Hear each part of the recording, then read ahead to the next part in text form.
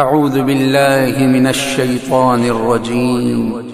بسم الله الرحمن الرحيم. نحمده ونصلي ونسلم على رسوله الكريم. أما بعد فأعوذ بالله من الشيطان الرجيم. بسم الله الرحمن الرحيم. وإن تعدوا نعمة الله لا تحصوها. قال الله تعالى ولا تمش في الأرض مرحا ولم تخرق الأرض والجبال طولا. قال الله تعالى ألا بذكر الله تطمئن القلوب. قال النبي صلى الله عليه وسلم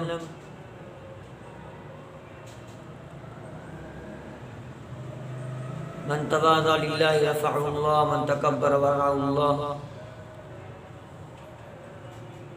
صدق اللہ مولانا العظیم.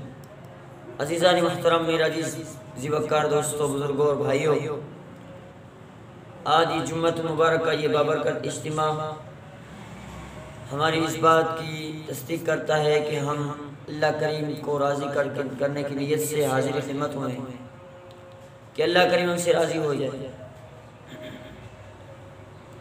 میرے عزیز محترم دوستو، میں نے آیت کریمہ پڑھ، اللہ تبارک و تعالیٰ فرماتے ہیں وَإِن تَعُدُّوا نِعْمَةَ اللَّهِ لَا تُحْصُوهَا.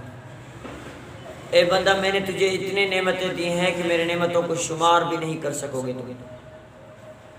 اگر تم شمار کرنے کی کوشش کرو تو میری نعمتوں کو شمار بھی نہیں کر سکو گے.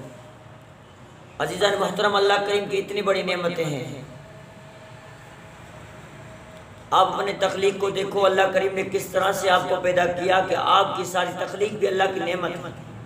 یہ آنکھیں اللہ کی نعمت ہیں، یہ کان، یہ زبان، یہ دماغ، یہ ہاتھ، یہ پاؤں، یہ سوچ، یہ سب کچھ اللہ کریم کی بڑی نعمت ہے. یہ سانس، یہ روح، یہ سب کچھ اللہ تبارک و تعالیٰ کی نعمت ہے. تو ہمیں اللہ رب العزت ہم سے کچھ نہیں مانگتا. اللہ نہیں کہتا کہ بھئی آپ کو میں نے آپ کو آنکھیں دی ہیں، آپ مجھے آنکھوں کا بل دے دو. میں نے تجھے کانوں کی ٹیلی فون دی ہے، آپ مجھے بل دے دو.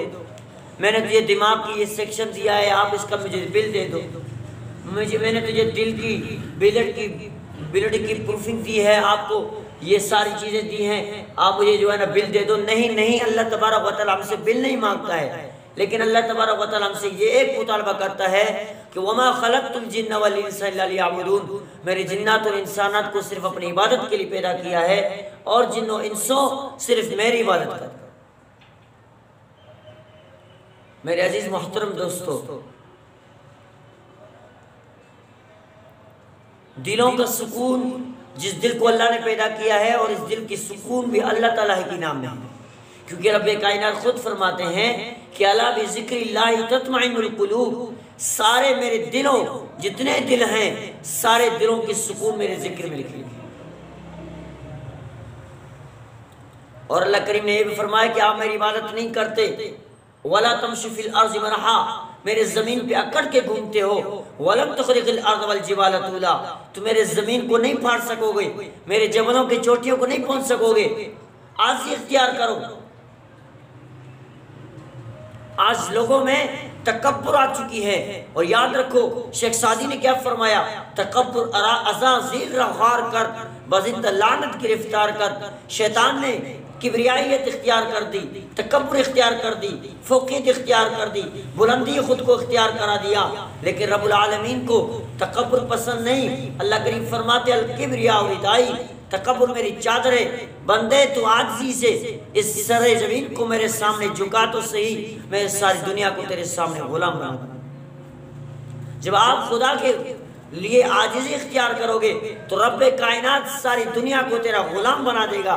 جب تو دنیا کے اندر رہ کر خدا کے ساتھ لڑائی اختیار کرے گا، جھگڑا اختیار کرے گا. اللہ کریم نے خود فرمایا ہے تکبر یعنی کہ الکبریاء ردائی، تکبر میری چادر ہے، اور جو میرے چادر کو پکڑتا ہے اس کو میرے جگ جائے گا. اور اللہ کے محبوب نے فرمایا من تواضع للہ رفعہ اللہ. جس نے عاجزی اختیار کر دی اس کو رب کائنات بلندی دیتا ہے۔ وہ عاجزی میں آپ کی نماز بھی آ گئی، یہ عاجزی میں شمار ہے، آپ کا روزہ بھی آ گیا، یہ بھی عاجزی میں شمار ہے، آپ کا حج بھی آ گیا، یہ بھی عاجزی میں شمار ہے۔ اور زکوٰۃ تو اس سے بڑھ کر عاجزی ہے۔ زکوٰۃ میں تو انسان اپنے مال کو لٹاتا ہے اللہ کے دربار میں، اللہ یہ سارا مال تیرا ہے اور تیرے دربار میں میں خرچ کرتا ہوں، مولا تو نے مجھے دیا ہے تو میں تیرے دربار میں خرچ کرتا ہوں۔ تو اللہ کریم فرماتے ہیں تم میری عبادت کر، میں تم سے بل نہیں مانگتا ہوں کہ تم مجھے بل دے دے، تو تیری آنکھوں کی بل اتنی ہوئی، تیرے کانوں کی بل اتنی ہوئی، تیرے دماغ کا بل اتنا ہوا، تیرے دل کا بل اتنا ہوا۔ نہیں نہیں نہیں، کبھی بھی اللہ کریم کی طرف سے کوئی بل نہیں آیا۔